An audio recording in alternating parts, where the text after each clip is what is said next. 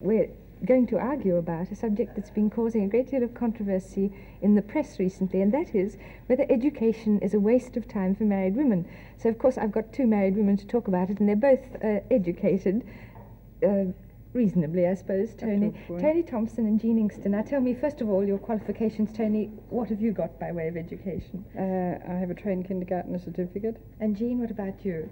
I'm a pharmaceutical chemist. Well, that's a fair average sort of an education. Tony, why don't you think that education's a good thing for married women? Well, I think too much higher education makes them very unhappy and very frustrated. Oh, why unhappy? Well, there they are at home, cooking meals, running a house. Oh, but still you get a certain amount of satisfaction out of that. Oh, yes, but you can't get out and about too much. Oh, yes, you can. You can organise yourself so that you can do your housework first and still go out and still be home in time for the children when they come home. But you shouldn't. You should really be home all the time if you're a very good housewife and mother. Yes, you should. No, I disagree entirely. I don't think so. I think that you should be able to help your children when they come in from school, by all means. They have their problems. They bring them to you. That's what you're there for. But I don't think that having a higher education deters from that. Well, I don't know. You should really stay home all day. Why? Because I think you should be contented to stay home. If you have too much education, your mind's stimulated too much, you're not happy to stay home all the time. No, Tony, no. Yes. Oh, no. I think having the higher education helps you considerably. How? Well, it makes you organise your life. It organises your mind. Makes you think more deeply of their problems and everybody else's problems. But you can do that without too much education. Not always. You get stuck into a nice little rut where you don't want to be bothered with anybody else. Well, I think that's probably the best thing to happen to women. Oh, no. Then how would the world go by? As it always these has. days. Much better than it does now. You were Lady Mayoress of Melbourne, weren't you, fairly recently? Oh, 10 years ago. Well, how did this? How did you come to do this? What sort of effect was education in this situation? I found it helped me considerably. I found it just helped me when it came to making speeches, just helped me in that way, helped me with the problems that came up at different times, and I really enjoyed it. And yet your specific training was virtually no use at all? No use whatsoever, except that it had helped me to regiment my mind and to cope with problems as they came up. But, Jean, don't you think your own native intelligence and personality would have done that for you, regardless of being a chemist? Oh, no, I think that my education did help considerably. It gave me the poise that I would not have had otherwise. Yes, oh well, it might be all right for that, but what about the average woman who has been to the university, for instance, and then she is, in the normal course of events, she marries and has children and she stays home, or she should stay home. She'd be happier if she stayed home, probably. For how long, Tony? This is only a sort of limited period of your life. Say 20 years. Yes. Well, supposing you start having babies when you're 20 and you're free by the time you're 45. Well, then you can do a university course then. Oh, you wouldn't be bothered when you were that age. Well, then doesn't that just show how useless it is if you, by that time, you've acquired wisdom and you realise what a waste of time it is. You've already got that education behind you. You've already had your mind so trained that you can think for yourself now. But you can do that up to intermediate. Oh, no. Yes, that's quite high enough. Oh, not intermediate, Tony. No, definitely no. I think that you want to go on further and just go on to clear thinking, which you don't really do. I think you can think much more clearly at that stage than later on when your mind's absolutely befuddled with so many facts and examinations and everything else. Oh, that you're practically useless. Tony, tell me about your relationship with your children. Do you really think you can bring up children successfully on a limited, as successfully, I should say, on a limited amount of education as on a broader range of education? Yes, I do. Why do you? Well, I think that I've noticed that they ask me quite a lot of questions about their homework, and I can remember very little of the facts. Tony, then you can look up those facts. Yes, you know just where to look for them. Well, that's I could look them up when I was at intermediate standard. But could you? I think so, yes. I don't think you could. I think that you've probably learned that since. No, I think if but you can read, write and spell... if you've had the education, you can still help your children with those problems without having to look up facts in any case.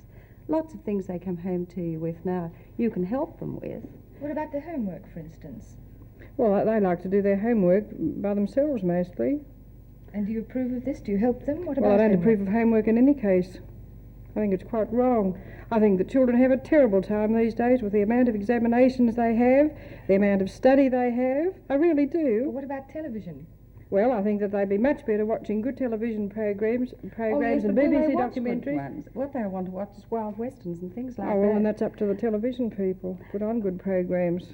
Oh, yes, no, but I think it's the parents that have to really look after the children. Well, and you They have see to that see they that do they- watch good ones. Eliminate homework, don't bring any books home at all, and let them Oh, watch then good they- television programs. Hey, listen, you two, Hmm? back to the point. What about your relationships with your husbands? Do you think, for instance, a low education contributes to happiness on this score?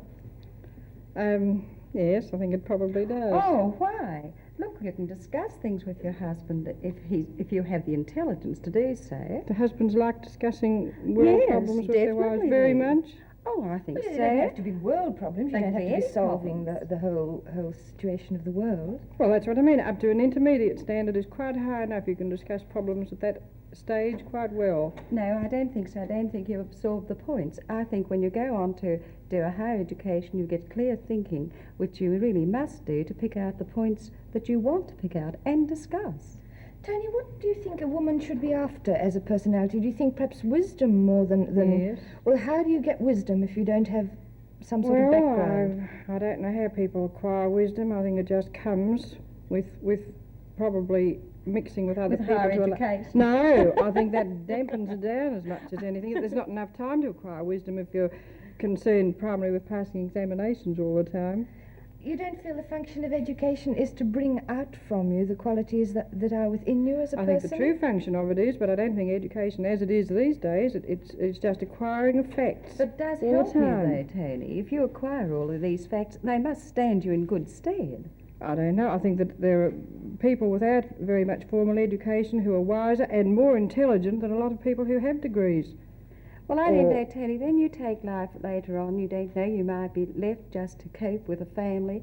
You might lose your husband and you may not be very well off. Then what are you going to do if you have to higher education, especially these days when everything is so specialised? Well, I think your personality and your intelligence could get you a job better than a Such slightly as? defunct degree. Well, Such look here, as? Tony, be specific. What would you do tomorrow, supposing you were left a widow? Well, I'd go back to kindergarten work probably. Exactly what you were trained for. No, but what I'm saying is if I had learnt typing and shorthand, which I wish I had, I'd have very much more chance of getting jobs more suited to my age than I would as a Then, kindergarten. Tony, you had a good education too, you know, that if you did go to shorthand and typing, you would be able to spell correctly, you would know the meaning of the words, whereas below intermediate and up to intermediate, they don't always know. Well, see to it that they do. Eliminate a lot of the unnecessary stuff in education and teach them the basic things. And what do you think is Reading, unnecessary? writing. Oh, no, unnecessary. Can't even remember the subjects now. But I think if they learn to read, write, spell, and particularly read, and then keep on reading, have more and more public libraries, But then and you let them mix with each other you have more to too. help them on what they have to read too. If you haven't the mind to, they could just read anything. But if you know what they should read, well, then you can direct them into that channel. Oh, people have always read, I think wide reading Some is the people read best thing to comics. do. And you've got to learn discrimination, for instance. But the people who haven't had very much education, they learn to discriminate in their reading, a large number of them. No, I mean, just the fact that you haven't had an education doesn't mean that you can't read discriminately. What you would like to do is to be just as good as an educated person by instinct. Is that the setup? No, I think that too much education fogs the mind up too much. Oh, no, Tony, I disagree. The way it is too, yes. But what do you want to keep your mind clear for? Well, just the normal living and mixing with people and adjusting yourself to people, being But would happy you and be able contented. to do that if you hadn't had the education? I think so. I think that you'd find you're just like a vegetable. I don't think so. You'd be in a groove. But what about all the thousands of women who, over the years, who haven't had an education? Yes, how but things were very wise they are. different then, Tony, to what they are now. Yes, and look at Mrs. Pankhurst. She was the end of this long line, wasn't she? I mean, that's what happened. Yes, well, I think now that we've tried it and found wanting, we can go back to being just happy and contented in our natural sphere. You don't really think that you would be happy and contented just living in a house, doing housework, looking after children? Well, I can't tell because I've had too much education. Oh, Tony.